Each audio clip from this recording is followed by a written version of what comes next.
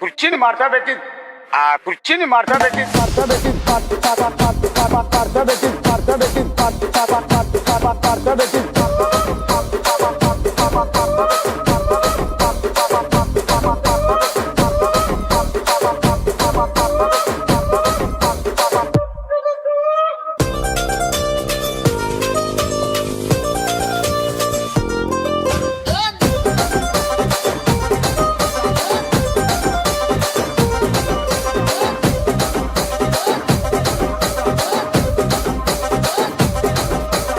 దానికేమో మరి దానికేమో మేకలిస్తివి, మరి నాకేమో సన్న బియ్యం నువ్వు కలిస్తివి.